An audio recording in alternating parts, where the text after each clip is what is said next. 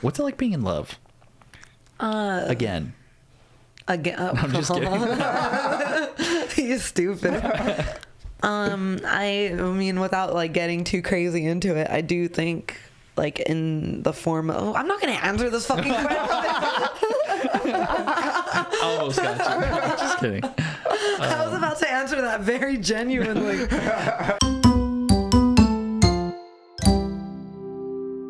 Hello, and welcome back to another episode of Medium Podcast. It's your host, Melissa Nami. And it's me, Connor. And for today's guest, we've got comedian, podcaster, and producer, Timmy Maldonado. Hey. Ooh, How's it going? He saluted. I do. I'm a saluter. Do you have a history in the armed forces? That's a stolen valor. I'm sorry. I'm so sorry. The haircut, you never know. You never know. Memorial Day's coming up soon too, so it's kind of applicable. He goes to Chipotle in camo and just pretends. Yeah, you know, sometimes I've hit on some chicks in camouflage. You know, why not? Like right? Do you wear camo? No. Oh. No. My dad is a Trump supporter, so maybe that's as close as it gets to like somebody who would like that stuff. We'll get you a t-shirt that says that. Yeah. My dad is a Trump supporter. So this might as well be camo. That is actually a really good shirt. Oh my Your God. merch. That is a great idea. I should, because it would be so funny to just wear that. My dad's a Trump supporter and the other side could just say whatever. I don't know. I salute too whenever I'm talking to anyone like official. I'll be like, yes, sir. Yeah. I'm like, but then I'm always walking. I'm like, why'd I do that?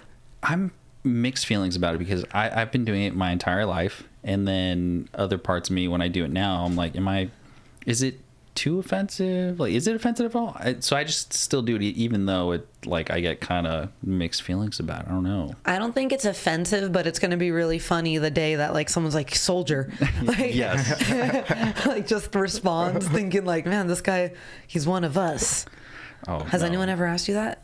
Has anybody ever asked me if you asked me this right now, Yep, but if other you've than that, I've never served. No, I just have a lot of friends that have served, and I've always thought about it. I think it's an interesting idea to serve your country, and it's very noble and something, I don't know, it's primal maybe as a man to want to do like combat and to protect your country, protect your family. And What's it called when you're forced to do it? Oh, Draft? Drafted. A draft, yeah. Yes. Oh, I hope you get drafted. No. No. Well, actually, I'm just kidding. maybe. Hopefully there's no war that ever calls for that. That'd be horrible. That'd be horrible. Timmy, Yeah. thank you so much for being here today. I appreciate you coming out. Thank you. We kind of touched on it right before. It is like we've known each other now, I'd say like close to 3 years. Yeah. And I haven't really, again, it's like I feel like this with so many of the guests that like I haven't really ever got to sit down and talk with you and like figure out what like brought you here, or, like what motivates you and what keeps you going. And I'm excited to learn that about you. Of course. Thank you. You're one of the people, I was having this conversation earlier this week, like you're one of the first people that I've seen from who I remember like starting with to a degree that's like started giving back to the scene. Yeah. You know, for so long it was George, Will, Carlos doing the buddy system. And then so graciously you have your mic in Claremont, CK every other Thursday.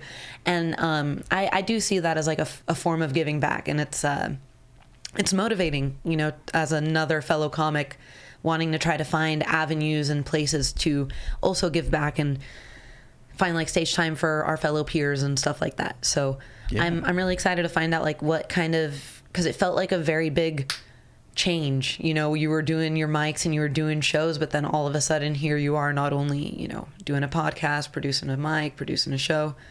It's cool. The catalyst is cool. Thank you. Yeah. So I'm excited to learn about that. Of course. Tell me about yourself. Of course. Where do I start? Do you want to start with the comedy portion or who I was as like When a were you child? born? Okay, no. That's always a difficult How question. old are you? It's a mystery. So even on my podcast, I've never mentioned how old I am because there's an age gap between me and the boys. I'm 10 years older than them. So they're both 21, 22. So that would make me 31. Okay, so we're the same age. Yes. Six. Yes. Okay. And I noticed that, you know, because I watched the first episode of the podcast and it seemed as though, and we'll get there to 3 guys, 1 booth. Yes. We'll get there. So I think I'm glad to know how old you are, just like reference wise, you know, like we're all the same age here. Yeah. So what made you start, not what made you, but when did you start comedy?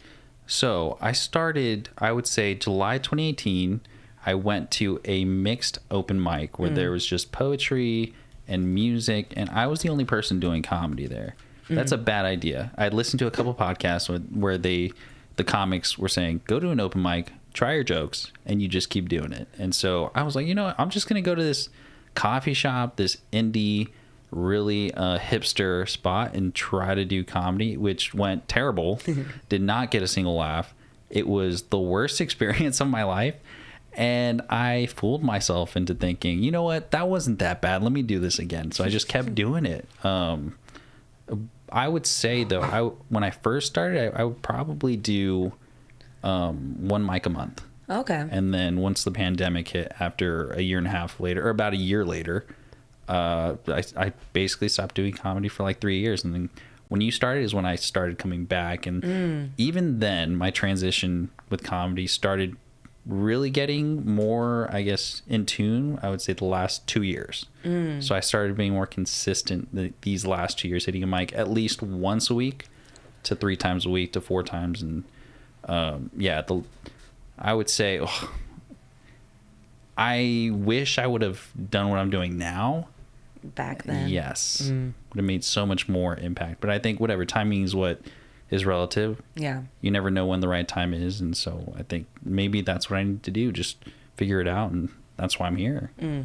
I like to advocate for starting a little later. I mean, not only because I started a little later, but it's like I feel more relatable now in my later years. Yes. You know, versus when I was like 23, 24, it's like, I went to Vegas with my friends. And it's like, how relatable are we really when, you know, that experience is only like whatever it was, you know? Well, the older you are, the more you understand your identity, right? So you probably understand where you want to take your comedy better as well. 100%. I agree with that too. Life 'Cause experience. they say like finding your voice, and it's like as a person you're changing from those years. They're so formative, you know? So of course it's like when you're done, I advocate for it. So that's cool. But that's cool that you got the experience early on. I did. 2018 is pretty early, man. It was okay. So the scene back then, I had actually somewhat knew like George and Carlos. I think I started a month before Carlos. Oh, nice. And man, oh my gosh, it was rough those first couple months. It's crazy to think where I started, where I'm at now, and seeing even the buddy system from where they started and where they're at now. It's really cool. I don't know. When you came in, I think the scene has gotten a lot more friendlier and a lot more collaborative. Everybody's a lot cooler. It used to be a lot more spread apart. There were more mics, but the rooms weren't as great. I would say it was an interesting. I think everything now is everybody appreciates the art form a lot more now as far as the comics, and they're better. They were way worse back in the day. When you say way worse, like as like their material, as people, as both. Yeah. As both. It was a completely different scene. I don't know how I would describe it, but I mean, since there was no comedy out here at first, there was very few mics. It was just the buddy system who would do 2 or 3 mics a week. And I think they had just started. Everybody in the, I guess, in the local cities looked at us like, what the heck is going on? This is like not cool. And they still kind of look at us that way anyways, but it's a lot more accepted these days. People want to see stand-up comedy. They want to have something to do on the weekends or even on the weeknights. So, and even the comics, they appreciate just the art form a lot more. So it's transitioned so much from 2018. I've heard a lot of like not scary, but like crazy stories from the early years of like people doing things at venues, getting kicked out, and like. So yeah, it seems like it was more of a. It feels less degenerative. Like if it's it's different. Yeah, it's cooler now. Yeah, people it's cooler are now. way cooler. I don't know if it's like the marketing that we're all doing. We're all not only getting better at writing, but better at promoting and producing and putting things together and making it more palatable to people who don't know what stand-up comedy is really.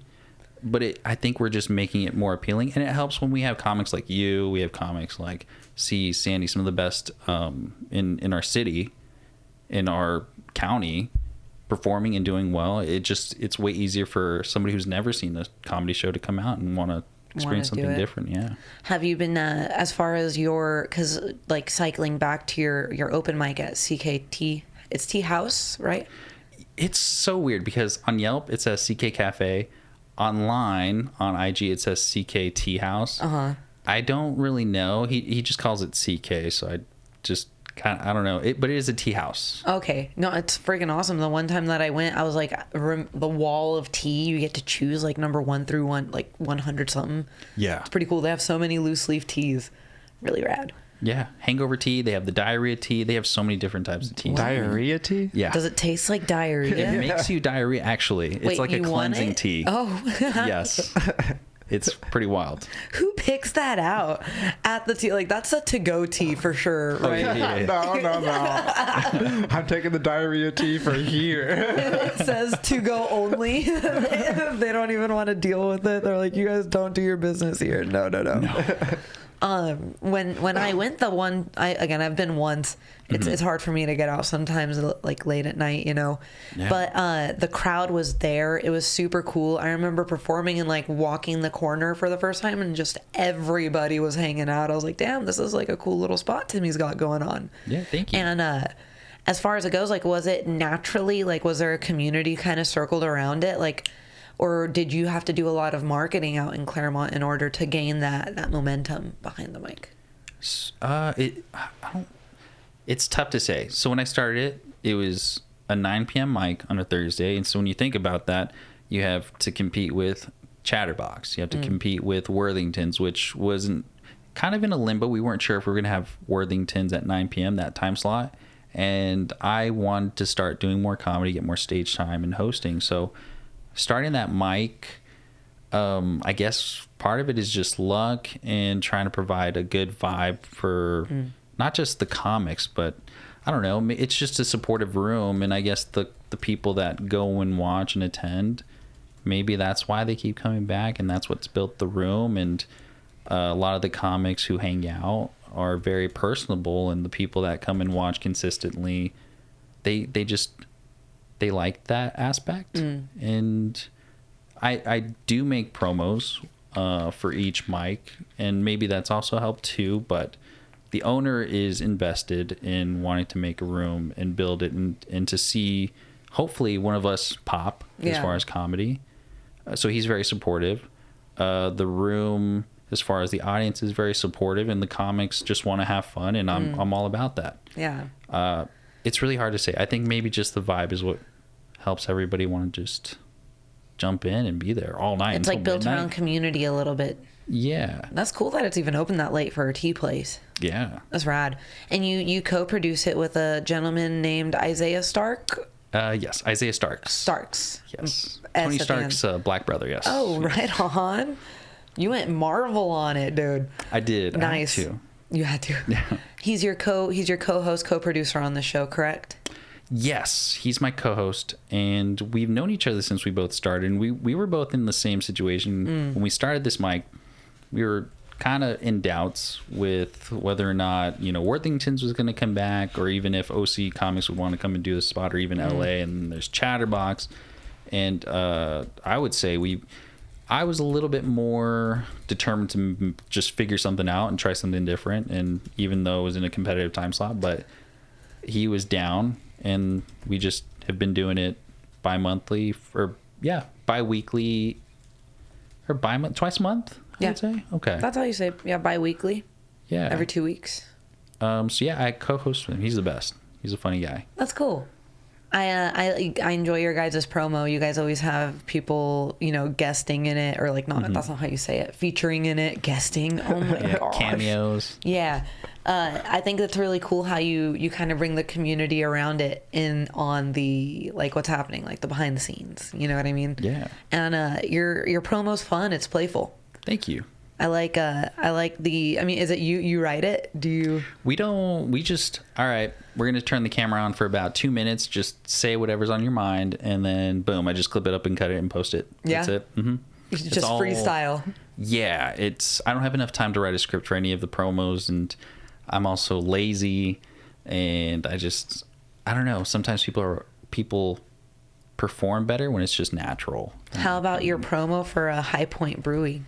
Ooh, okay. So those, They are not necessarily written either, but I do have an idea when it came to, every joke that you have, like the premise has to be a hook. And so that's how I go into my mindset when I'm clipping up shorts or even making a promo, like what's going to capture somebody's attention. So he's throwing me on my back. People are like, what the heck? Why did he just get tossed to his back? And then I just say something, and sometimes people are hooked by that initial thing. So, so whenever I make promos, I try to start with a hook of whether I'm on my back or somebody spitting water into my mouth, or I don't know. Sounded like hard. A promo for some, Oh, for some. Yeah, on my back, spitting. Whoa, Timmy! Damn, Timmy!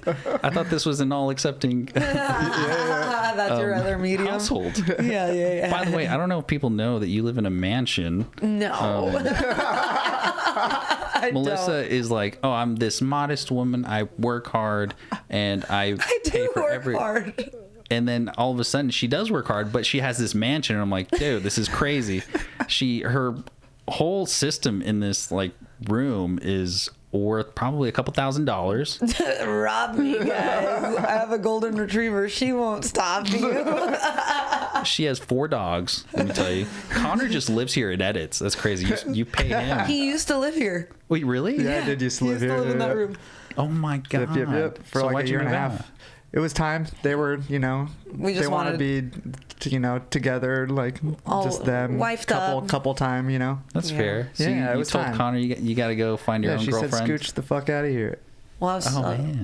I didn't say it like No, that. she didn't. It was something that like we knew when I had moved in. I moved in when. It was pretty temporary. Yeah. Like I moved in when they got the place, and I was only supposed to be here for actually like a year or so, and I was here for like a year and a half or something like that. Yeah. Oh man. Yeah. That's a really good amount of time. That's cool. Yeah. I don't. Okay, so I was- actually have had lesbian roommates. What's your experience? No different than living with anybody else for the most part, I guess. I don't know. I'm used to being around girls too, so it's like it doesn't good. change much for me. I grew up in a family with mostly women. Ooh, that's why you're so flamboyant. Just kidding. No, you're not. So funny. I would. So was your lesbian roommate like your best buddy as well, or So was we- she just a lesbian you lived with?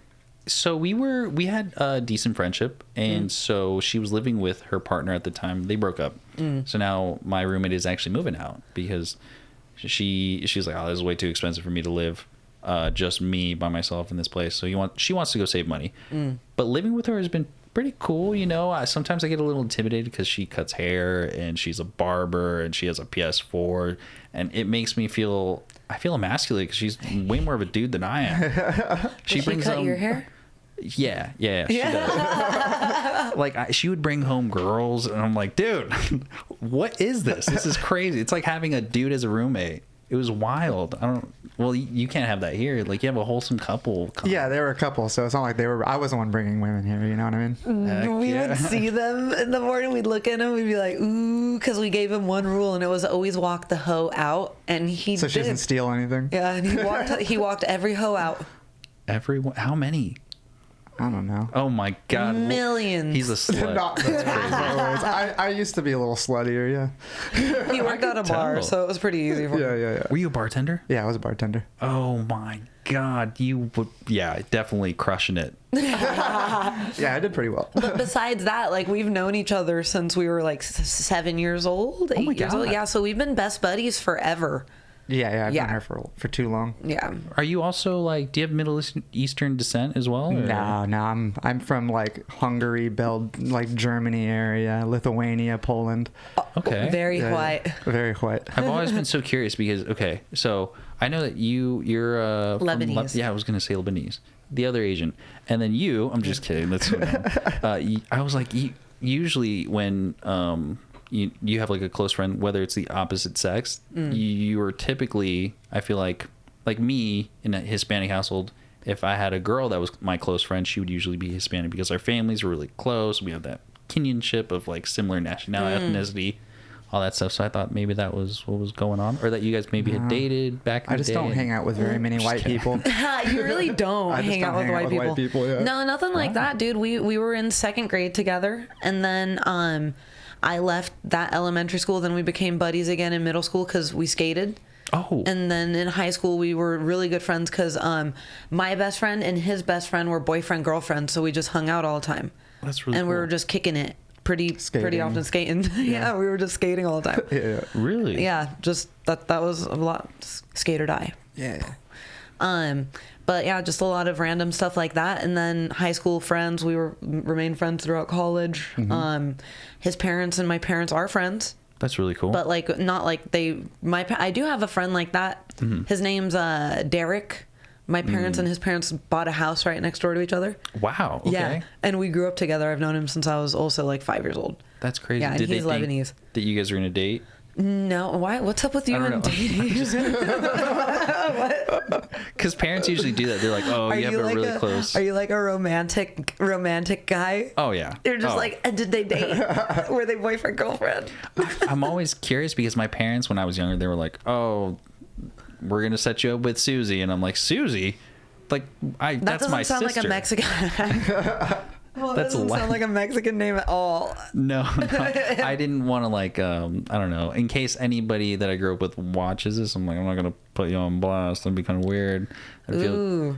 Yeah. Or Did not you grow really up like in like a tight Mexican community? Do you speak Spanish? I speak Spanish. I'm actually Bolivian. Oh, okay. Yeah, so we speak Spanish, and since there aren't any other Bolivians, I would hang out with Mexicans, and that was as close as I got to Where is Bolivia? So Bolivia, if you look at South America, there's going to be Brazil, all on the, what is it? I guess the you're by northern eastern Peru. coast. Yeah. I know where Peru is. Nice. So Do you Peru think and people who Bolivia. name their daughters Olivia really want to go visit Bolivia? Oh, 100%. Bolivian people, also some of the ugliest people you could ever see. Really? Yes. And I wish I was lying. You don't want to see them, but they're not. She's looking them up. They're not the prettiest people. Oh, it literally says Bolivia is known for having the largest salt flats, the ugliest people on earth, and lush green rainforests. What? Yeah. I'm just kidding. I was like, really? No, it says lush green rainforests and ancient ruins. Nothing about ugly people. The rich nothing? indigenous culture also creates a very ugly person. I've never heard Everything that. you've listed sounds like beautiful. So Yeah, far. it sounds really pretty. Bolivia sounds really, really nice. It says, what makes Bolivia so special? How disgusting the people look. Okay. Yes. The cocaine, actually. Apparently, it's got like a lot of ancient culture, and the Bolivians still preserved a lot of that centuries-old traditions. Yeah. Interesting. Colorful fashion, and here you are wearing a black shirt. I know. I have to stick to a uniform these days. Oh, So, for work. Yeah. Nice. I get that. All right. So where were we going with that? Oh, I totally forget. So we were talking about CK co-hosting. High Point Brewery. You're Oh yes, the promos. Yes. You're on your back, spitting, doing. Yeah. Taking back shots or whatever it was. Just taking back shots. I'm like, you've seen my podcast. Because the kids say that all the time. The kids. Both The Julian kids and are Homer. saying that a lot. Yeah. Yes. Back shots. Do you write those promos? Yeah, so I do. If every promo, I try to make it as low, I don't know. Just hook, line, and sinker. Hook, line, and sinker. There you go. You're a People- better writer than me, and you can, I think, long ways instead of concise. Hot dog instead of hamburger. Yes. I like that. Exactly. That's. I think hot dog instead of hamburger. Oh my god! I need you right next to me when I'm trying to write jokes. You're like, that's a hot dog joke. You gotta shorten it up, dude. Do you feel like you? I mean, that's not a bad thing. I'm pretty wordy too. Oh, I'm so wordy. It's bad. Yeah. Yeah. Do you catch yourself rambling? The past 10 minutes. It's bad. No, I think it's fun. We're having a good time. Thank you. I really like what you're doing Thank at you. CKT House or CK Cafe, whichever one it is.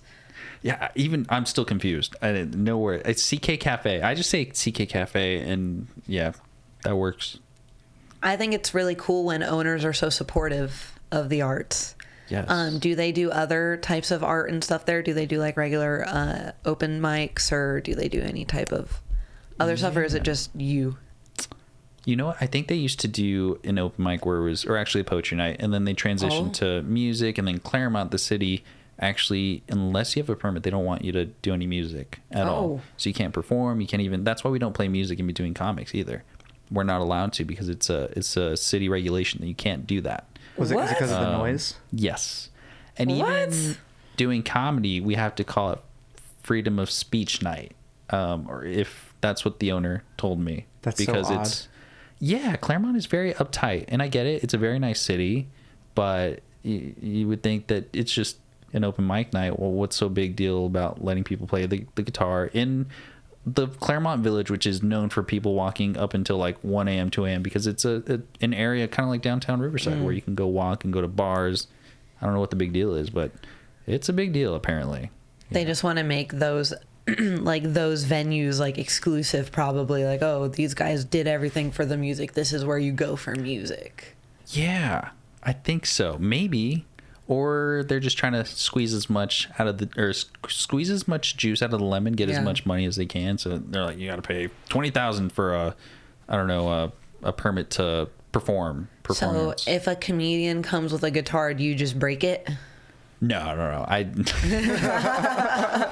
not rich yet, so I would say. I'll buy you a new one. So like, I just let it slide. Like Angie, do you know Angie Cunanan? Yeah.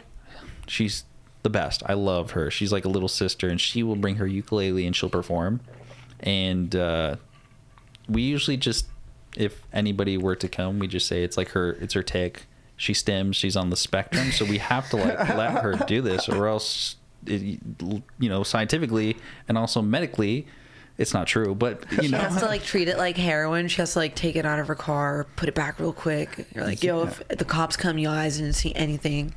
Oh, 100%. For a guitar, for a ukulele.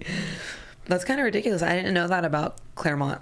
I believe it though. I do believe it because it is a very quiet, quaint city, and they kind of they kind of advertise that a lot.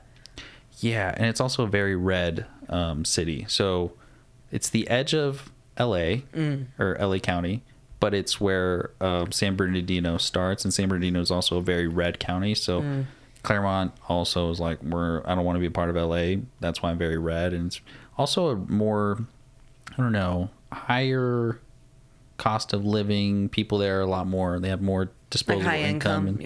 Yeah, so they're a lot more picky, I guess. I don't really know what the right word would They're there to be picky is what it sounds like. People live in places like that for that reason, because they can. Like Sedona. Have you ever visited Sedona in Arizona? No, I've seen pictures. Yeah, it's beautiful. It's gorgeous. Me and Chantel went with our family a couple years back. And they have a city ordinance. You have to turn off all of your porch lights at like 9 p.m. or 10 p.m. And it's because in the city, they want to preserve being able to like look up at the stars and stuff like that. Oh, that's really cool. So it's really cool. Like you could have some lights on, like path lights or whatever, like for your stairs and stuff so people don't trip and die. But besides that, they just like turn off your lights and you can get a ticket for having your lights on. What about Christmas season? Oh, I know, right? Dude, I should look that up. Maybe they only like let you do a little bit. Maybe they allow it a little bit. Would Christmas lights cause enough light pollution and like to ruin stargazing? I could see it if all the houses are doing it. Every house did it. If it's full neighborhoods. If every house did it, then I think they're okay with not seeing the stars for a month because I'm kind of sick. Right. If every house does it, do you decorate for Christmas? I don't. So there's a running joke on my podcast that I have a Christmas tree. I didn't set it up. My roommate did, and it's already going to be June, and we have not put it down. So I don't decorate. I just let the decorations stay. You do live with another dude. Yes. Let me tell you, the sink full all the time. Really? What else can I say? Yeah, PS4 is going up until 2 a.m. She plays COD. It's wild, dude. Yeah, it's awesome. Did you ever want to date her? Yes. I would. She sounds like the best person. She cuts your hair. Did you want to be her boyfriend? I'm just kidding. I thought about it. No. I'm just kidding. No, I'm just teasing because you kept on asking me that question whenever I talked about it too. I'm curious. I'm always, Connor, did you want to date? I'm just kidding. I just start having him jump on. No, you're good. You're good. You're funny. I'm just teasing. That's funny though. You really do live with another dude. Yeah, it's pretty wild. I forgot what I was gonna ask you. Oh my god, it was so like key. maybe I'll remember later. Christmas decorations. I decorate for Christmas. Oh, actually, since you live in a gated community, you're very rich. I do they pay have HOA. See? I wasn't lying. We have an HOA guy. You're rich. No. Yes. I have a nice, okay, I have a nice life. Thanks. What do you want me to do? I was like, I knew it. I knew it. You're like so modest and you're very quiet about like your life. So I'm very quiet about my life. I feel like, or you don't brag about it, which is really cool and it's refreshing. Most people are like, oh yeah, I got this BMW and I don't know.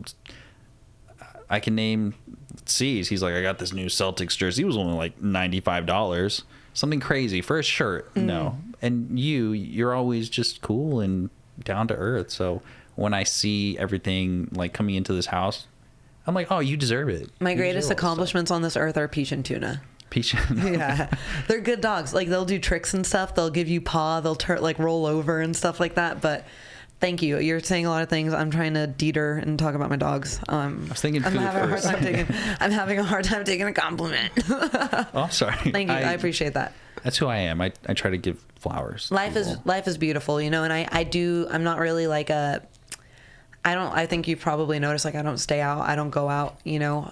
So I do love making this sanctuary just that, you know, like our sanctuary. It's a nice place to live. I love my neighbors. They're really nice. It's been kind of crazy, though. Like, there was, like, a kid breaking into cars the other night and getting freaking cops, and the neighbor's house lit on fire a week ago. Okay. And so this area pops off too, dude. That's the projects. That's the project. This is let me live here. This is a nice project. The Starbucks, you work at Starbucks. The Starbucks across the street, someone got stabbed there. Really? Well, they weren't from here.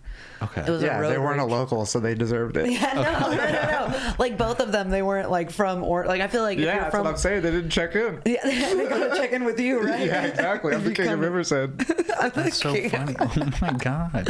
Wait, do you guys drink coffee? I love coffee. Yeah, I drink coffee. Yeah. Okay, good. Because there are those people that don't, and I'm always offended. I used to be that person. I used to be tea only. Really? Yeah, but I drink coffee now. I'm thinking of switching back to mostly tea, but I'll still drink coffee. I don't go to Starbucks though. I will fair. say I have a Nespresso, so I just shots of double, you know, like the Nespresso double shots and stuff like that. It's yummy. I drink only black coffee too. Yeah, same here. Yeah. Oh, that's good. So you Yeah. guys are like real deal. I do too now, but I used to just drink like sugar, coffee. I'm lactose, crazy. so I'll take the diarrhea tea basically. I do have a coffee grinder, and like we'll go to if we go to like a farmer's market or any like specialty market, we'll get beans and stuff like that. And I do enjoy on the weekends, I'll do like fresh ground pot of coffee. Nothing fancy, just like the fucking Cuisinart pot, but I do grind it fresh. Okay. It's like my little Saturday, Sunday treat. So who cooks more? Actually, real question. You do. Yeah. Oh my god. Yeah, Okay. Chantel cleans a lot. I cook. But she like I'll do certain cleaning tasks that like I don't mind more often, like folding the laundry or like mopping the floors and stuff like that. And she does the stuff that I hate, like dusting and dishes and You guys are anything that starts with a D. Honestly, I'm just kidding. That's the only ones I could think of. Dusting, dishes. What Well, else? we know you hate dick. I was gonna What's say. another chore? We need to keep it on track with the chore, right? Okay, yeah, Dusting, okay, sure. dishes. Dicking. Okay, well, I don't like. She doesn't like that either, dude. What the fuck? I'm trying to get not mad at you. You want me to be mad at you? Yeah, a little bit. It's kind of funny, right? It's a little funny. I don't think. Do you guys ever fight? No, not really. I should leave because I'm causing a stir. Actually, one time they like pretended to jump me into a gang, and our friend this wasn't my Andrea. fault. This wasn't my fault. We were alright? like 18 years old, and my friend Andrea took it way too far, and she like ran up to me and kicked me in the ribs.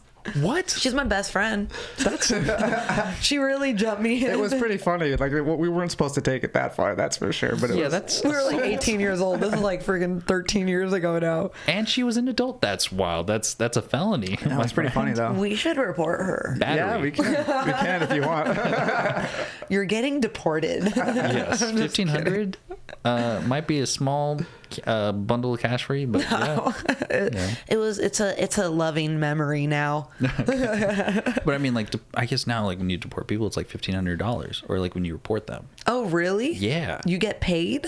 you can, yeah, you can get paid for it. And that's fucked up. Yeah. That's some World War II like regime stuff. Like I bleeped myself on that word. I don't know if I could say that word, but what the heck? Don't fact check me. I could be, or actually, yeah, don't fact check me. This is what Homer I don't even tells want me. that in my Google search history because that's making me mad. That's making me think of that scene from Shrek where they're reporting all of the fairy tale characters, and that's fucked up. Like for just a couple shillings, you give away the gingerbread man. Like I don't get it. This is literally like Shrek, the movie. This is so like Shrek. You guys are like onions. Yeah, we are. Oh my gosh, I'm so sorry. Yeah, and God forbid somebody looks at your search history and they're like, why is she searching up how much it costs to deport somebody? And then they see where I work. And they're like, dude. And then they see your girlfriend. And then they see my girlfriend. I think you're going to deport her? That's crazy. That'd be an easy way to get rid of her. I'm just kidding. I'm just kidding. Giving her ideas. My bad. I burn her passport the night before so she can't. That's a great idea. At least just like a vacation. I'm just kidding. No, that's so mean. I love you, Chantel. She does.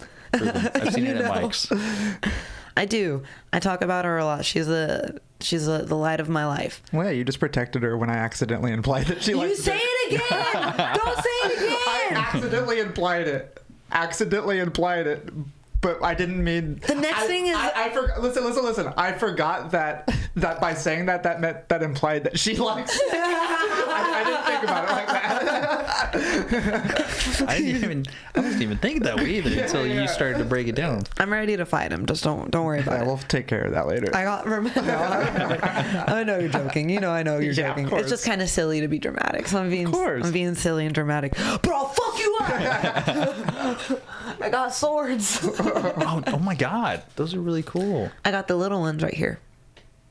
So like Link, and then these are the like paper cutter ones. They like pop when you. This one doesn't do it that good. No, that's awesome. The other one does it pretty good. It like pops when you press the button. Yeah, that's sick, right? Yeah. And then you cut your mail with it. That's so cool. How much was that? Like $75 each sword, or? I have no idea. Chantel got them for me for Christmas with the big swords. She was like, I'm using her card too. She tricked me with the little swords, and then she got me the big swords. What? Yeah, they're from, this one's from Attack on Titan, and this one's from Zelda. Yeah. Yeah. That's so cool. Do you like anime? I used to. So I don't watch any TV anymore, but growing up I watched like Yu Yu Hakusho, Dragon Ball Z, of course, everybody has, and then Samurai X. Those are my main anime shows. And then I just stopped watching. I can't really watch cartoons anymore. It's tough. Or even animation stuff. Do you watch like American Dad or any comedy cartoons or no? No. So I grew up on South Park. That was really cool for the time being. And then, I don't know, as you get older and as I started getting into sports when I was 10, I stopped really watching TV. So it's kind of depressing. It wasn't, I keep telling people this. It's not until that I get into a relationship again or have a girlfriend that I'm actually going to start watching TV, because it's always how it works. Yeah. Yep. Oh, yeah. You'll just put on, or your partner will put on the TV and you're just stuck to it, whatever they're watching. And that's how I started watching like Vanderpump Rules, Jersey. I love Vanderpump Rules. Lisa Vanderpump. Yeah, goat. She's hot. Let me tell you. For an older woman, I would. Super. Oh my God, did you watch her in Real Housewives of Beverly Hills for those couple seasons? No, I didn't get to. So I teetered back and forth when I was with my former partner, girlfriend at the time. She would put on all these different shows, and when it came down to Reality Housewives, I couldn't stick to it because there was way too much drama, and I need a show with some kind of substance. That's why I watched Vanderpump Rules. Yeah, because there was like, a bar and them trying to make bars and trying to run a business. That was more interesting to me. Than just like the lady drama. I get that. I'm special in the sense like Chantel, she knows the trick now. Just like if she presses play, I'll get hooked. Okay. So even if it's like something I've never wanted to watch, if she puts it on, I'll just be like, who's that? What are they doing? Oh my God, she's doing that. And then that's like why now I'm on like season 5 of Charmed. Oh my God. Yeah. Charmed. Yeah, she's watching Charmed. She doesn't Supernatural. always watch it with me, but like when it's on, I will like just lay there and watch it. Yeah, she likes witch stuff and vampire stuff. When we went to New Orleans last year, we did all of those like superstitious tours and stuff like that. It was pretty interesting. I don't believe in a lot of it, but it seemed as though our tour guides did, and that was exciting. Yeah. They have like harder. You could drink laws, a lot right? of. You could drink a lot of alcohol there. It's like open. What's it called? Open carry? Container. Yeah. Open container, Really? Yeah, you could walk around and drink. Carry? Just have a gun everywhere. That too. It Yeah, might probably. be that too. You can, so like on those tours, like there was like a little bar, and because I don't really drink, you know, it's not like my favorite thing to do. How come? I get sleepy. Me too. Yeah, if that's the honest answer, I'd rather stay up till 10. If I have a beer, I'm like just like in and out of a nap and stuff like that. And health wise, it's just not worth it. I'd rather have a cinnamon roll. That's you fair. know. That's why you'll see me at the mics. I never have a beer. I never have anything like that. But I will have like an ice cream cone or an affogato or something like that. Yeah. Yeah, affogatos are fire. Have you ever had one of those? Yeah. Those are so good. You've had one of those? I make them all the time. At Starbucks? You guys have ice cream at Starbucks? So we know. So like technically, affogato means shots on top, or at least that's what Starbucks says. It could be garbage because corporate, businesses they'll they'll cater whatever fancy word and make it their own. So an affogato shot is technically shots on top of whether it's a drink or an ice cream. That's what it means. Oh. Yeah. I was going to make a very political joke about what you said. No, I'm not going to take it. I want to, but I'd get all riled up again. This time I'd mean it. All right. Affogato literally means drowned. Oh. I guess that kind of makes sense. You put a shot on top. Translates to drowned in Italian, yet, and is one of the simplest desserts you can create. It's a big scoop of vanilla ice cream with hot espresso shot poured over it. It sounds like it's typically, it's got ice cream. What are you guys pouring over in? Oh man, anything. Frappuccinos, yeah. Hands, yeah. It's typically over a Frappuccino. That is my, I guess that kind of counts as ice cream. Yeah. What is your order? I'm curious because I judge people. At Starbucks? Yeah. Oh, but you get black coffee, right? If I'm getting like a drink at Starbucks and I'm going to just drink it, I get just like a triple shot hot. And That's really cool. Yeah. Or if it's hot, like really hot day, I'll get it just triple shot iced. Okay. Yeah. If I'm a bad girl, I get the medium. Sure. Pink drink? No, hell no. I do even worse, probably the caramel frappuccino, and I do like extra caramel and extra cream. I call it sugar drink. Oh my God. Yeah. So I tell Chantel, like, if she's like, oh, blah, blah, blah, I'm getting started, I'll be like, you could get me sugar drink. And she knows exactly what that means. And that's just because I want dessert. Okay. Yeah. It has nothing to do with the coffee. Oh, you know what? I just realized in my car, I brought you coffee. Oh, yeah? I did. Oh, thank actually. you. Yeah. What is it? It's a bag of beans. Oh, cool. It's a blonde roast. Nice. Yeah. I will grind those and drink those. Thank you. Awesome. Thank you. I'm sorry, Connor. It's fine, man. Next time It's I will okay. bring you. I'll bring you a bag. I'll grind you a coffee on an afternoon episode we do on a Saturday. All right, she'll make me coffee. Well, I won't. I mean, I'm not gonna make you coffee. I'll have made it myself. Okay. Do you ever get lonely over there? No, I like my little corner. You do? Yeah, I like my little corner over here. Because I'm just being contentious too, because what you said earlier. I'm like, poor guy. You let him live in your house. I get it, but you don't have to treat him like that. Like you're gonna listen, okay, and you're gonna do what you're told. I always laugh. I'm like, we should have started this back then. Right. It would have been so much easier. When I actually lived here. It would have been so much easier. Yeah. Was this your room? No, I was in the one next Oh, door. room. Yeah, you said that. My bad. This room was mostly, he lived in that room.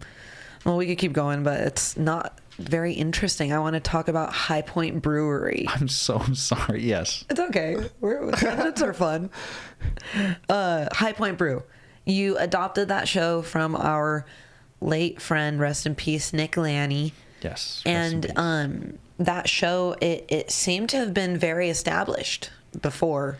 He did a great job advertising, booking, and being consistent. When you took it over, did you have lineups that he had already booked, like continuing, or did all that just kind of... So when I inherited that room... Inherited is a cool way to say it. Yeah, it was... So I would say this is kind of what happened. So Nick Lanny, he passed away and he had some lineups already set for the next couple months, and I didn't even know about the room really too much. Even though we were buddies, I didn't really go to High Point or whatever. So when he passed, which was, very sad, they were looking for another producer, which was another guy named Paul Antonio who started running that room. He ran it for a good 5-6 months. And, he was doing his best. And I think eventually he just felt like he needed to move on and do some other shows. And when that opportunity came, Johnny Gold asked me if I'd like to run that room. And I was, on the fence a little bit because I'd seen how it was going. It was kind of teetering off. And I think part of it had to do with Nick Lanny passing. And, it's, very sad for other people who had come to a show to not see him there. Yeah. And and then the new producer, he was also very close, or not super close, but relatively close to Nick. So maybe that didn't really help either, because I felt like it was very sad when I entered that room after the fact. So when I was given the opportunity, I wanted to rebrand it and just make it a fun hang. Kind of like what I do with CK's. Make it a fun, exciting opportunity for people to do something on a Saturday night. And I, luckily every show that I've had so far has been growing. So the first show was kind of rough. Second show got better. Third show even better. And then this last show, we had 35, 40 people come. This past weekend, right? Yeah. Nice. So that was really cool, seeing the transition, because Nick Lanny put so much into that room. And to see it kind of teeter off. And hopefully I can completely turn it around and bring it back to what it was. That is my goal, and even just my wish to at least, bid him homage, and in a weird way, if I'm saying that right, just to show appreciation for what he's done for the community as well. I want to do what he did and continue to push forward and give other people opportunities and stuff. Mentioning how it was sad, you're kind of moving it from feeling like a memorial, more like a tribute. Yes. That's really 100%. Cool. That's really wholesome. He was such a good person, and that room, I've never been there. But I do love what you're doing with it, as far as the way that you're booking it, and the way you're doing support the venue. He if you buy a beer as a comic, he'll raffle off a guest spot, and that guest spot gets to do.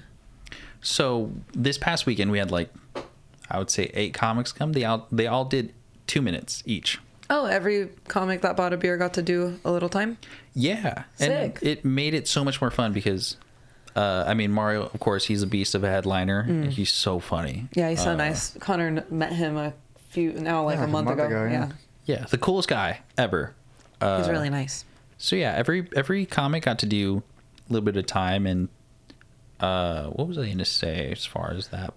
Just something along the lines to where I wanted to just give everybody the opportunity. And if you do buy a beer, you can get the chance to do 2 minutes. It's not often that a show does that, but I'm trying to rebuild this room and make it a fun hang. And if I can give people stage time and make it a fun experience, that's my goal. That's it. Disneyland's fun. People go for the experience. Even if it's expensive, the experience is what makes it much more appealing, in my opinion. No, you're right. And especially you are kind of centering it around community and in that sense. Yes. You know what I mean? Getting to you gain the momentum from people wanting to come and potentially getting that spot, and then you get to kind of retain it when you're being so generous with the stage time. Yeah. You know what I mean? And as comics, we're all looking for stage time. It's we're fiending for it, That's why I'm so grateful for people that are doing open mics and putting on shows and stuff like that, stepping out of the comfort zone of just attending them, because it is a lot of work, dude. Yeah, it's a lot of work, setting up, breaking down, booking people, hoping that nothing goes wrong from that month you book them to then, you know what I mean? Yeah, because there's a lot of different stuff that's going on. This thing we do has so many moving pieces. 100%. You never know. There's, especially when you have a lineup of 6 people, one person can back out. What if it's the headliner? And then the venue, this actually happened at High Point, where a week and a half before we were actually going to do the show, they said, hey, I'm sorry, that weekend we actually blocked off. I'm sorry to tell you this, a month and a half later after we planned this date. So you have to move it a week later. So I had to rebook that room for the following week. I'm like, God dang, dude. So yeah, there's always extra curricular stuff that can happen from out of anywhere. You never know what will happen. How do you deal with that adversity? Just kidding. Not really, well. No. But really, like, cause those are the things that I'm like not nervous about, but like, I guess like semi-anxious about. Like the other, you stopped by at Route 30. Thank you so much for coming to support. And it was like, Nikki was running late. Corey was there. I was like, okay, maybe he'll be able to do it. And then it's kind of like planning for the worst, hoping for the best type of thing. Even like in other shows that I've been at, which it's always kind of cool, the fact that like comedians will go to support shows, because it's kind of like they come in handy, because I've never known so many people with flat tires till I started like comedy. Like I've been at so many shows where like someone got a flat tire, oh, but this person's here. Like, it sounded like they just didn't want to come. Probably. I don't know. Or do people, I mean, I don't know these people on the shows when this happens. There's so many shows, like I'm just like, oh, this person just not coming. Yeah, they got a flat tire. I'm like, that's crazy. I was like, wow, so that happened at your Route 30 show? That's crazy, because I'm like, you're going to see them in 2 days and you're going to ask them like, so how's your tire? And they'll be like, what are you talking about? Oh yeah, no, tire. it's nobody I know. It's usually like other people's shows and stuff like that, or thankfully things are happening. But then I'm always in the I'm always like, fuck, what do I do? I always kind of bank on the fact if anything bad happens at Route 30, Carlos lives close, and I could be like, yo, come here, we need someone to do 15 minutes. That'd be really cool. If no one else is there, I'm like, he lives 5 minutes away. I think at least that's what he says. Let me keep going on this. 3 guys, 1 booth. Sure. What came first, the show or the podcast? The show, right? Or your mic, open mic? So my mic, it's actually very interesting. They started at the same time. So I started the mic in February. I posted my first episode probably a few weeks after we did the first mic. I would say around the same time. That's when my whole transition of comedy really started taking actual steps into this, when I call it my career. Before then, I wasn't hosting, was barely doing any time. And so having something that I needed to do, like having a purpose, I guess, it just helped out with comedy and hosting and doing 3 guys, 1 booth. And when I started the podcast, I knew these 2 really funny kids at my work. I call them kids, but because they're like 10 years younger than me. Yeah. They would always make fun of me at work because I would ask them like, what's going on? Like, why are you guys laughing? And then they showed me a picture of Kim Jong-un, and I'm like, why is this funny? And they're like, dude, you don't get it, you're old.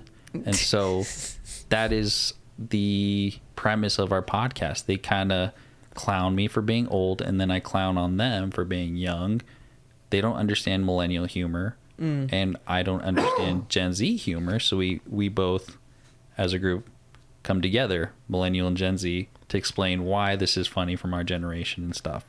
So when you like first, like, have you guys done like a comparative video, like what was viral when we were kids versus what's viral like now that they're, like I tried showing my nieces and nephews. I was like, dude, this video was super good. It was the gummy bear video where he's like, ah, and he gets his leg bit off by the bear trap. Then he eats it, and then he gets his immediately. You know what video I'm talking about? No. You never seen that YouTube? No. Maybe I should though. How about like Charlie the Unicorn? Do you know? No. It's like super old YouTube, like beginnings of YouTube. This stuff. is like internet meme.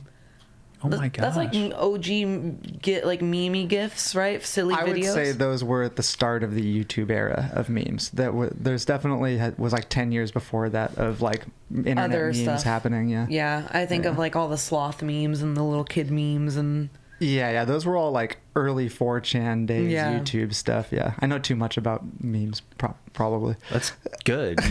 You should come on my podcast. Sure. You can help break it down. I can relate to the younger generations because I have a younger brother around 21 years old. So there you go. I definitely hear a lot of that Zoomer humor. Yeah, like gooning, right? Do you know what gooning is? Yeah, of course. Yeah. What's gooning? Okay, so okay, listen. So this is what Homer and Julian, whenever they would, oh, I caught you gooning. I'm like, gooning.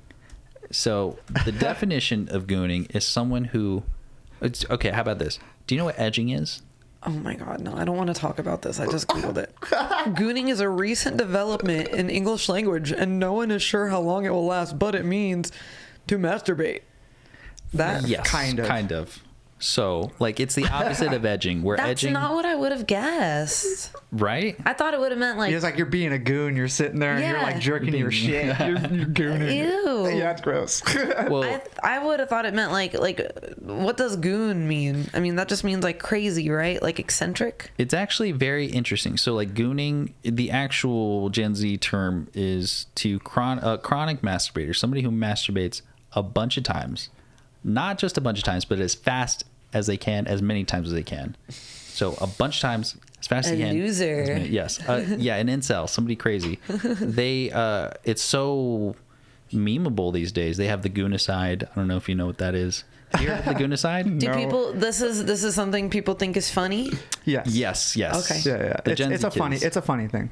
It's not like a serious thing. No. Nobody's like talking about people gooning and being serious about it. No. But why is it not funny? It's like the craziest So, like, we've been going. I think maybe it's a play off of like edging. So edging, as you know, millennials, we would, it's like a Everybody, form of like people been edging for a long time. exactly. Yeah. But nobody's been gooning for a long time. Nobody's like, let me just rack up 20 goon sessions in one day. You don't know that, dude. There's people who are addicted to a lot of things, and that's one of the things that people could be addicted to. It's very true. Yeah. Fucking losers. This is why you have to come onto my podcast too, Melissa, because we got to educate you on the Gen Z I don't think world. I'd be nice to your people. I grew up with old I people. could be a good mediator. But that's the point. Because I actually do think Gen Z humor is funny. No. Yeah. They're funny. Those kids are No. funny. Oh, you've seen my. Oh, I Oh thought. no! I haven't seen your podcast. I will check into it, but but definitely, I definitely do think that the Gen Z kids are smarter than they're smart. They got smart humor going on. They're very and they're very intelligent. ironic. Yes. It's mostly irony. Their humor, 100%. Satire, irony. Yeah, it's all irony. So, like the Goonicide, I'll tell you that. This story is. Do you know this story? The Goonicide? No, I haven't heard Okay. this one. So, I think it was in Arizona. There was this bikini top coffee bar where, Filipino women, I think it was Filipino, whatever. Let's take out the national ethnicity of the people. Basically, women that just wear bikinis and they make you coffee and they have a drive-through. So this guy comes into the drive-through, he orders his coffee, and as he's at the window, he's got his pants off and he's just gooning it. Oh, I He's saw just this. gooning it hard. I think I saw this. And so he leaves, but he started doing this intermittently throughout the time. So one time they're like, oh, he's back. We found the gooner. They didn't call him that, but so he came through the drive-through, and so as he's going to get his coffee at the window, they're like, oh, we need you to pull forward. We're going to bring your coffee out. As he goes and parks at the very front of the drive-through, waiting for his coffee, his pants are off again. He's gooning it, and a very attractive woman comes up with her phone, and he looks up at her, and he's like, hey, and he's like about to like completely finish gooning. And then he notices that she's filming him. And essentially, he is embarrassed. He's horrified. He drives out of the drive-thru, goes to an AutoZone, and ends his life. Yes, in his Charger. And so... I have heard about this. I did not know it was called the Goonicide. That's horrible. So it's very, very interesting. So the Gen Z kids, they made it a whole thing. Yeah. So now they go to this bikini topless bar and they tell these bikini workers, these baristas, They killed him. yes, you killed. Oh, that's awful. And then they incite George Floyd too with it. They're like, I can't goon. They say like things like that. They had a goonerol for him too. See, I think that's just Crazy. shithead humor. That's not Gen Z humor. That's just being a shithead, in my opinion. That's that 4chan garbage. It's Yeah, they had no. I mean, that's Darwinism, dog. it's Do it. This is Gen Z. Self-made Darwinism, yeah, dog. I mean, he's a sexually assaulting people, you know, Yes. so, Yeah. I mean, nobody deserves to, he probably just needed help, probably not to take his own life. Yeah. He probably needed a lot of help. and but- nobody would have known. I don't think nobody would have really known about him until it was going around on the internet before he committed. The video of him doing it, like it was all over the place on the internet. I saw it like all over Instagram Reels. he also, committed the act. The seppuku. I think within that same hour of them Did he? recording. I thought it was like a few days later, but I could be wrong. I don't know Maybe. the details at all. I need to do more of a deep dive. Yeah, let's research this. To provide like an actual, factual facts. Sorry, one second. That's a pretty neat concept as far as your podcast goes. Like to a degree, you're trying to like gentrify yourself and your humor. Yeah, I'm trying to just be more knowledgeable about the. Yeah, so they'll talk about like phantom tax. He probably knows what that is. Yeah, like I know what phantom tax is. Yeah, if it's dirty, I'm literally gonna ban you from talking about it. No, it's not. So all the like brain rot humor and shit like that. Yes, I don't really think that's actually that funny. But that's because brain rot humor has been around in different forms for years and years and years and years and years. It's not really like a new thing to me. The theft of food between. That's just French fry tax. Exactly. Yeah. Like when you get the food and you're driving and you say, "Give me a fry," that's fry tax. It got popularized by a Twitch streamer named Phantom, who would stomp into Kai Cenat's room whilst Kai was streaming. Whatever food Kai got, he would stomp in and be like, "Where's my food?" Like phantom tax, and like steal food from him, basically. God. So it became a big thing online, and that's where it came from. Okay. Yeah. This is very educational. Yeah, we're being educational today. We're teaching people about brain rot. Yep. Cap. That means you betcha. Yep. I know that one. It means you're lying. No, it means you're not lying. No, when you say cap, that's cap. If you tell someone, if someone says something and then you say that's cap to them, that means you're lying. That's crap. Yeah, kind of like that's crap. Yeah, okay. Sure. Drip, it means you dress cool. Yep. Glow up means you were ugly, now you're pretty. I know that one. Yep. Bet means you Glow up's been betcha. around since. Yeah. Glow up's millennial. Stan, 100%. Is Stan still the same thing? A crazy fan? Yeah. Okay. Some Eminem shit. Yep. Yeah. See, this is what I joke when I'm like 90% of the stuff C says. I'm like sitting there like Urban Dictionarying it, and I'm like, why do you? We're the same age. He's like, on God. I'm like, oh God. I have a good filter. Right? I can go in and do the whole Gen Z thing if I wanted to. I can do the millennial thing, the boomer thing. I love saying Delulu. I say Delulu all the time. I'm like, that girl's Delulu. Of course, that's what you picked up. Did you pick that up from Chantel? Delulu, from who? Gabby. That makes sense. She's Delulu. Who's Gabby? One of my close friends. Oh. I was like, is this like a famous person? Did you ever want to date her, Connor? Connor's like, I plead the fifth to most of these. Gabby's also like a very I'm not close taking friend any of ours. questions today. I'm just again teasing on this fool. Gabby would slap me if she thought I asked that question seriously. She'd be like, fucking Connor, he's like my brother. Oh my God, I'm going to be the most hated person on the podcast from your friend group. They're gonna be like, oh my God, this guy asked if you wanted to date. No, because they would tease the same way. We don't take much things seriously around here. No. Yeah. I'm like, I know you guys probably don't, but your friends, I'm like, all our friends are exactly the same. It's actually pretty toxic. That's good. Yeah. We're not serious very often. It could be like, dude, oh my God, like I hate bringing it up, but remember at the end of Andrea's wedding, I got a phone call. Our best friend got married. This is so sad, but it's just like, it's one of those moments where it's like none of us really knew what to do. We're like all still having a good time. My parents were there. My parents get home. They call me and they're like, your grandma died. And I was just like, I totally forgot about that. Yeah. It didn't ruin my night, apparently. He's a great friend. He forgot that his best friend's grandma died at a wedding. But it was like one of those things. To be fair, I was quite intoxicated. Also, Okay, like, fair. I don't know, like, it was very, like, all of us were just kind of like quiet. I'm like, we don't really know what to do in this type of situation. Let's get Carl's Jr.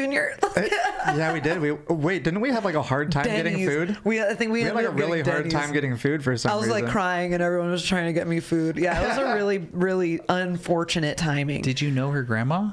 It was my grandma. Oh, it was your grandma? Oh my God. No, okay. It's ruined a couple things because she got married on the 21st night of September, and I love that song by Earth, Wind, and Fire. And now every time I hear it, I'm like, Grandma.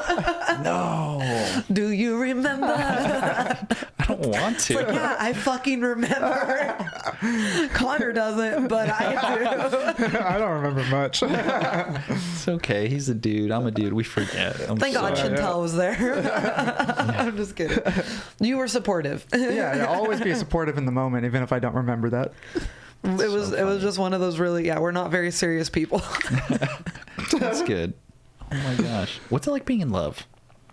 Again. Again, I'm just kidding. you stupid. I mean, without like getting too crazy into it, I do think like in the form of, I'm not going to answer this fucking question. Almost got you. Just kidding. I was about to answer that very genuinely. Very genuinely. Like, this is not supposed to be serious at all. This is supposed to be, you know, just a chill, fun podcast. She makes my world go round. That's, I mean, you never Without know. her, I'd be nothing. I have, I'm kidding. so Homer, he made a very lovely anniversary video for his girlfriend, and it made me tear up. I showed my sister, and she started crying. She was like, "This is so beautiful." And so you never know. Maybe you could, if you ever answer that question, it doesn't have to be today, on a future podcast. You're like, "Okay, watch this," and then she'll be like, "That's why I love you." Oh, maybe. And she'll see that. I don't know if that's how I express myself, though. You know what I mean? Mm-hmm. Like through digital format. That's fair. She likes to cook her meat. Yeah, I cook her a lot of different things. Yeah. And I think like I forget who said it, but like one of the best descriptions I've ever heard of love is it's not like those grand, and that's beautiful what your friend did for his girlfriend. Yeah.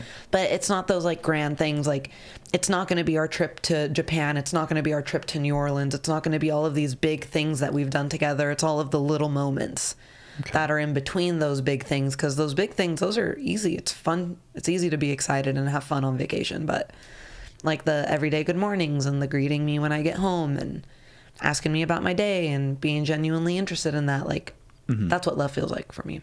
That's You good. know? Just those little things. It's very It's like a mature. little hug. It's like a little hug every few hours a day. That's cool. Yeah. I forgot what that's like. Oh, It's terrible. Just Because kidding. you have an ex-girlfriend. I have a couple right now. Nah, hey, I have a couple girlfriends right now. I don't know which one to hug. That's why it's. Are you gonna? too many Do choices. they listen to the podcast? They listen to everything. Oh my god, they know about each other. Just no, I'm kidding. I was like, damn, Timmy's I don't crazy. He's like those narcos guys that have like the wives that like, okay, so I'll take Tuesday with it, and they do, you know what I mean? The wives that have agreements. Yeah, or I'm just like a girl these days. They have a roster. Like some of the girls at my work, they're like, oh, I'm gonna hang out with Joseph. I'm like, what happened to Jordan? She was like, oh, I'm seeing him tomorrow. What about Marcus? No, oh, I'm gonna another see J him on name. Keep it Wednesday." J's. Yeah. Oh, Jackson. I'm like, oh my gosh. Yeah, some of the girls these days, they have a lot of, friends. I think it was I forget what podcast it was, but it was Rashida Jones, and she described it as like the Tinder effect. And it's like, even if you have someone in front of you that you think is fun and cool, it's like, oh, who's a one swipe away? Yeah. You know what I mean? So even though you're meeting someone and you do have if you even do have a genuine connection, those types of connections are considered momentary, because what's the thing called? When you dopamine, like it's a dopamine hit to like meet new people and see what's next. And that's what we're so addicted to with like technology, and Instagram is just like, you know? They're so smart. These What's people next? that make these things. Oh yeah, they're horrible people. I think you're the one who told me that like the creators of most of these things, like Roblox and shit, like they don't even want their kids playing it. Like they're like, Yeah. you don't play this stuff. Yeah, Mark Zuckerberg. I don't think he wants his kids to, I don't think he wants his kids to have social media. Bill Gates doesn't want any of his kids to have any, tablets or phones until a certain age. I They have some not nice words for all those people that I'm not going to say. Yeah, it's okay. I can say it for you. He said a really bad word behind the camera. let It me was a tell you. slur. Yes. He's ageist. That's what he hates about all of them. He's like, they're Yeah, that's what it is. I don't like that they're old. Bill, how old is Bill Gates now? He's got to be in his mid to late 60s, right? He's got to be like 70. That guy, he is, if you're a conspiracy theorist, are He's you? smart though. Not really. Oh, okay. I believe in everything. Okay. That's fair. I do too. Well, I mean, everything and nothing, I guess. Do you believe we landed on the moon? Do I believe we landed on the moon? Yeah, I believe it's possible. I guess I believe in possibilities. Do you believe we didn't land on the moon? Yeah, I believe that's possible. Yeah. Wait, are you religious? You are, right? Yeah. I mean, I was raised Catholic. I went to church my whole life. I still go to church now, every now and then. That's My cool. family was giving me a hard time about that yesterday. They're like, "Oh, when you come to church once a year," I was like, "Every other year." Yeah. I was like, "I'll see you guys next Easter," like just teasing around stuff like that. But I'm not like a devout Catholic, but I do believe in God. Yeah. Okay, that's cool. I don't go to church anymore. I'm not practicing, but yeah, I believe in, creator or God. So yeah, manifestation, things like that. I think it's real. Yeah. Of course, with your creator and what you align your life with and how you do it with hard work, things will make sense and happen. So yeah. Were you raised around the church and stuff like that? Very much, yes. So my entire life, I was in a very cultist church. They're actually getting sued by multiple people. Ooh, what's it called? It's called the International Church of Christ. So until I was about 20, 21, I wanted to be a minister for that church. I felt that they had good intentions as far as wanting to lead people towards God, structure people's life to do better, to be the best. But I felt that they were more focused on almost like salesmen, trying to get people to come to church, to stay to church, to pay a tithe, to pay money, rather than to actually be committed to the Word of God. That's ultimately what pushed me away. I felt that they were more focused on the money aspect rather than the actual acts, the life that you're supposed to live, being a good person, things like that. I just couldn't agree with. I'm always so curious, like how old were you when you got into the International Church of Christ? So I was born into it. My parents, they had been going, they had been looking for a church. And once they did, I was already going to be born, and they just kept going once I was born. And I met a lot of my closest friends when I was younger in this church. And essentially the church also, very strange. You could only date people that were baptized in the church. And since it was a big church, they had other like congregations and other churches, so you could still date like almost like another person at another school. All over the place, dude, because I'm reading about it right now. Founded in 2012, and it's kind of funny. There's so many Reddit posts about like, is it a cult? My buddies go in there. Seems like they're targeting college students. Could this be true?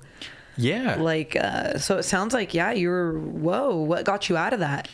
Coochie, for sure. Yeah, 100%. 100%, dude. Sick. Let me tell you. I don't really share too much about my... Girl, you weren't baptized? I was baptized. No, the girl. Oh, no, she was not baptized. And he's all, but I really want to hit it. So he's all, peace, Christ.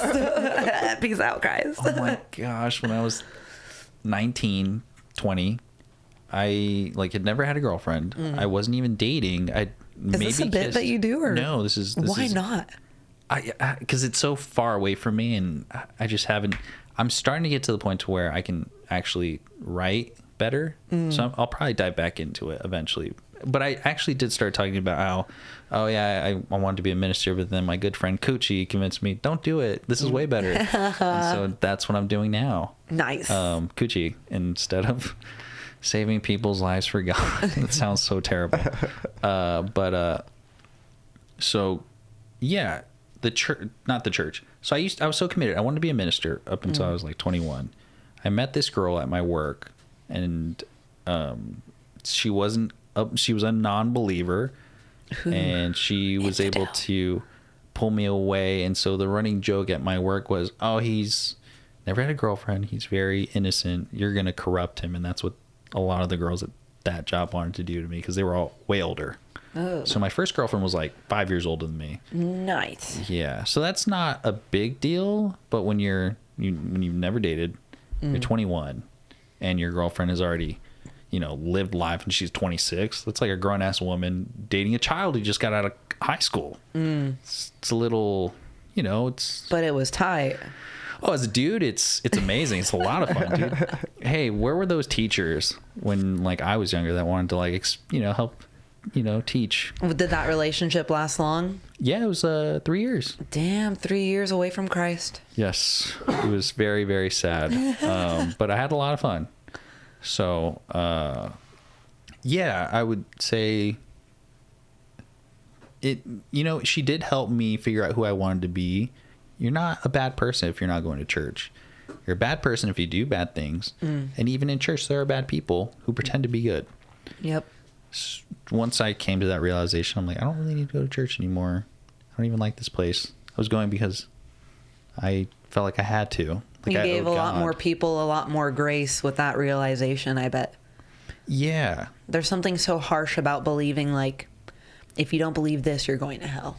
You know what I mean? Like, that's so white and black. That's the part that, like, I'm like, man, I'm not a devout Catholic because, like, I can't believe that, you know? Same. I can't. If God is loving, forgiving, and omnipotent and made us with, you know, flaws, I'm sure he's lenient and he has an easy hand to judge you. If you're willing to be a good person, if you're willing to change and try your best and do what your best is capable of as a person, like, I don't know, he made you that way. Like, he should be accepting of you. Yeah. Connor, actually, me and Timmy talked about it before the podcast. We wanted to make this your call to Christ. Yeah, good luck. Good luck. It's hard getting me off of the I don't know train. That's fair. Yeah. Oh my God, dude. I fought with this guy once, like, for 2 hours over commas and grammar. Yeah, it was a different time. It was. It was a different time. That was 20 years ago. So even though, you know, like, you can't really see God as a person, or, you know, if that makes sense, right? He's supposed to be omniscient, omnipotent, Omnipresent, omniscient, omnipotent. I don't think it's impossible. All knowing, all powerful, and all good. I might be retarded, but I look at a cup of plastic. I'm like, dude, how does that even make sense? This thing can hold water, like, or I look at, like, lights, like, that was figured out. Like, how is there not a God where, you know, all these He things worships are Benjamin here? Franklin. Yeah, like, I spend a lot of time in, like, game engines and stuff like that, which is, it sounds weird, like, relating life to, like, a game engine, but in a lot of ways it's a lighting system. It's like all these numbers, right? And that's really what we're experiencing here. So, like, who is to say zeros. that somebody Binary. didn't create it, right? Like, who's to say that somebody didn't do that? But I don't know. 100%. We'll I don't never know. Maybe. I'm hoping that I'll know one day. And even more, like, different perspective on that is, like, God gave those individuals the power or the ability to create these things for us. Yes. And it's like their knowledge, their whatever. There's so many different things. Yeah, it all goes back to Egypt. Yeah, like, you don't have to believe in evolution, but you could be like, yeah, God gave us the power to evolve. You know what I mean? And now you believe in evolution through the power of God. Elon Musk. Today's God. I will say it's kind of trippy. How long have you worked at Starbucks for? Did you get corrupted at Starbucks? No. So Different job. Wait, corrupted. Yeah, I mean, When you met this this heathen that took you from the Lord. This wench. Yes, I met this wench at Starbucks. She was amazing. Let me tell you, chestnut, not just a syrup. It's something that you make. So you were working at Starbucks 10 years ago. Yeah. So I worked there as a barista for 2 years. Quit, worked at a payroll company which paid double at the time. So minimum wage was $8 when I started. That's dog shit, dude. Yeah. It's terrible. When I started working, it was $7.25. Yeah, right. You worked there too? No. I worked at a different restaurant, like around 2009, 2010. That's when I first started working. It was like $7.25 an hour. Damn. Okay, that's cool. You should be more hip, because Starbucks is notorious for having hip people that work there, like young hip folk. No. Gay dudes with fashion and lesbians with short haircuts. Yeah, my roommate is Bolivians. Bolivians. We're all accepting, very diverse. My store is we have the most dudes, a lot of straight dudes in my store, which is very strange, but we do have, like, I think we have a gay dude. I've never asked, and I don't think I'm allowed to. Now that I'm in management, I think that'd be kind of weird. Hey, are you gay? And then get fired. Yeah, I don't know, but don't ask, you should just know. Yeah. Oh, yeah, that's true. You could.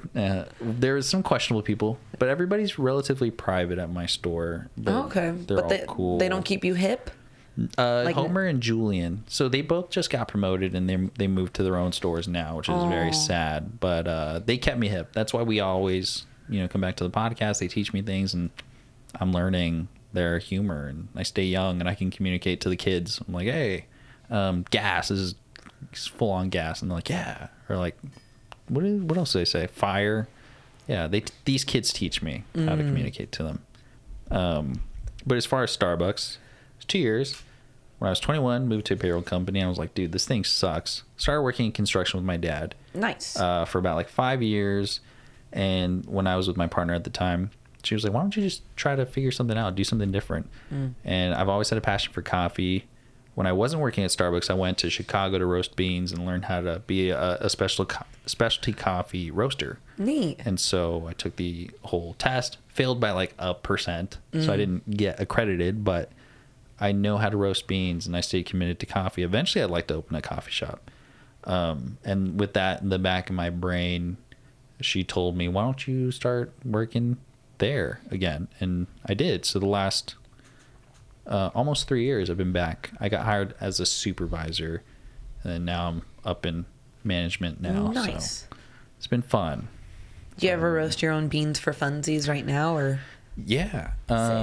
It's been a minute since I'm like super busy, but my dad, I taught him how to roast his beans. So he'll buy beans from whether it's Ethiopia, Colombia, and they're green. He'll get them to his house. He'll put them in his roaster, and I help him dial it in. And so then we'll pull shots, we'll make French presses, pour overs, and it's really, really cool. That's awesome. So you have a passion for coffee and comedy. Coffee, comedy, yes. I want to open up a coffee shop eventually that also sells beer, and I'd like to make it into somewhat of a coffee or a comedy club too. Yeah, that'd be really sick. That'd be awesome. I especially after seeing so many like similar business models over the years of not exactly that, but just like smaller locations that just offer a place for the arts. They do thrive. Yeah, there's always a community looking for the arts. 100%. So I already have like a spot that my family and I own. It's on a mixed commercial location. So eventually when I get the money to put a big down payment, I'm going to convert that house into, because it's a house. I don't know if you've ever heard of Mantra Coffee.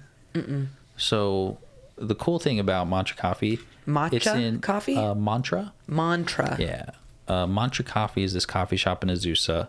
It's right by Azusa Pacific, Citrus College. So a lot of college students go to this little coffee shop because it's in a house. And from the outside, it's a beautiful little 2-story house. But when you go inside, it's a coffee shop. It's really intimate and personable. And I'd like to do that to my own mixed commercial house eventually. And it's got a backyard.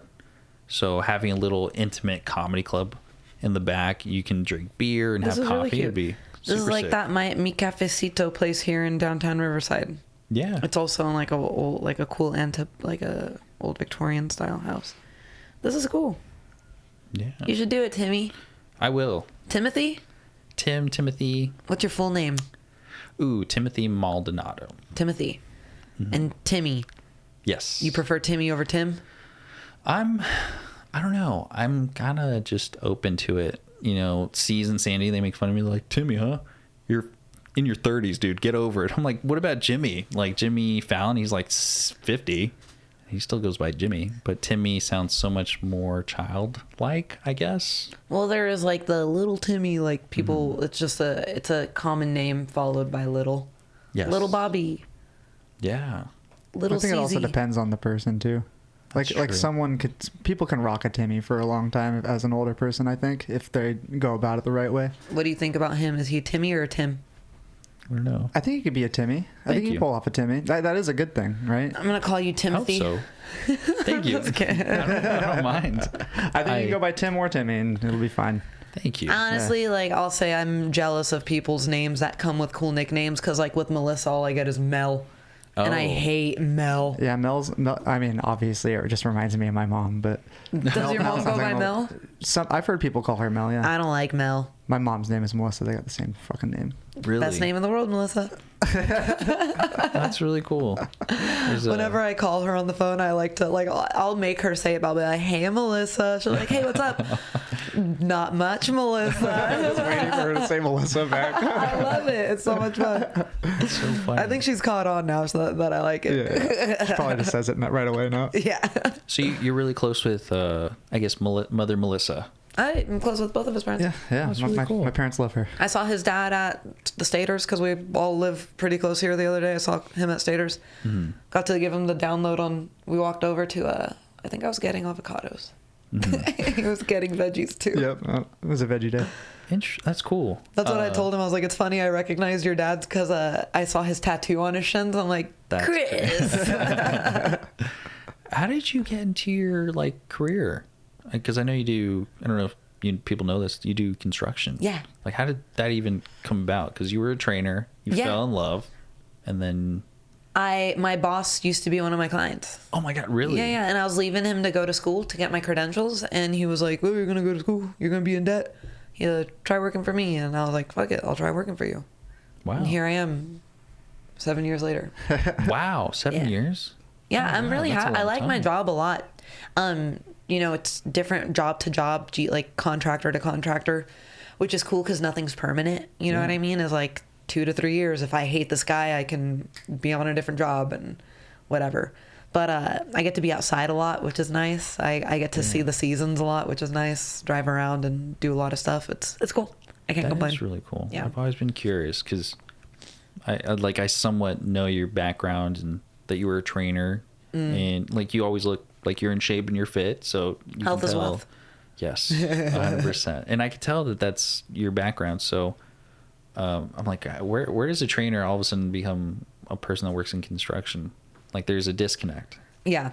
That's definitely true. And it's cool. It's like, not that it's cool, but it's like, I don't regret the choices that I made because my previous profession, something that I carry with me through life. You know what I mean? Like before I go to work, I like to work out or even, you know what I mean? Like just little things. Again, health is wealth. Yeah. It keeps me steady. You like health? You work out? I was working out way more, I think. Or do you like disease, Timmy? Do you like cancer? I'm team disease. I'm drinking. You like disease? I like disease. You like the... Whoa. Have you ever have you trained him before? Given him a hard time. She's given me lists of like workouts and stuff that I've done before. Yeah. Oh my God. It's hard for me to stay on it though. It's really hard. I hate every second. That's why I'm like, I've given you a hard time. Yeah, I hate every second of working out. I don't blame you. I like when my workout is fun. I'll be like, did you work out today? He'll be like, no. I'll be like, Just judgment.